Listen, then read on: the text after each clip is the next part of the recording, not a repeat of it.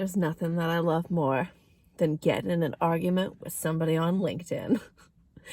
But that's actually why I post things that I post on LinkedIn, because I want to get a reaction. Because if I have people talking to me, then people know my name. Anyway, so I posted, of course, something that I knew was going to at least get one person like, "Rah," and it did. So I posted this picture that I drew, and I'll link to that in the description here. A picture that I drew about how I teach the idea to embrace someone's reality. So when you embrace their reality, you throw out the word lying and you live in the reality that is true for the person with dementia. And that's really tough and really new to some people because they've always heard validation. And the validation method says you never lie to somebody with dementia, and you just, I don't really even quite know how to explain it because I don't think it makes a lot of sense. So this woman who's arguing with me was like, well, I've been doing this for 25 years. People always like to throw that in there. When somebody is trying to attack you and you're under 40, they want to tell you that they're right because you're a young person. That's kind of like the thing that I've realized. Anyway, so she tells me, well, I've been doing this for 25 years and it drives me crazy. You never want to lie to somebody with dementia. And I said, well, I mean, I think that's a really black and white way of looking at it. The validation method is super black and white. It's impossible. Dementia care is this gray area. It's a dance. It's an art form. You have to be flexible and creative and go into that world.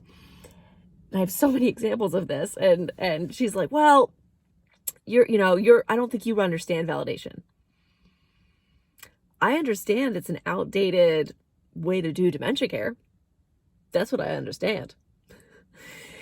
I just think it's so black and white. And you're saying like, do this, don't do that. What? That's so hard to say. And when you're telling people, professionals and families, like, don't lie to somebody with dementia, I don't know what the hell that means. What does that mean? When somebody's coming to you and they're saying, where's my mom? And you're like, sounds like you really miss your mom. Please.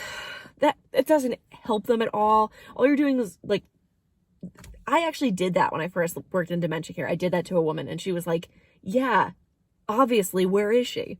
Right? And it was like light bulb moment. I didn't help her at all. I just said something dumb to her in response to her really hard, important question. I was like, oh, forget about your question. I'm just going to repeat a weird statement to you. Like, you don't do that in normal conversation. Why would you do that with somebody living with dementia? So I told the woman, I said, look, ask somebody. If they're saying, where's my mom? Say, where do you think your mom is? And then they're going to tell you.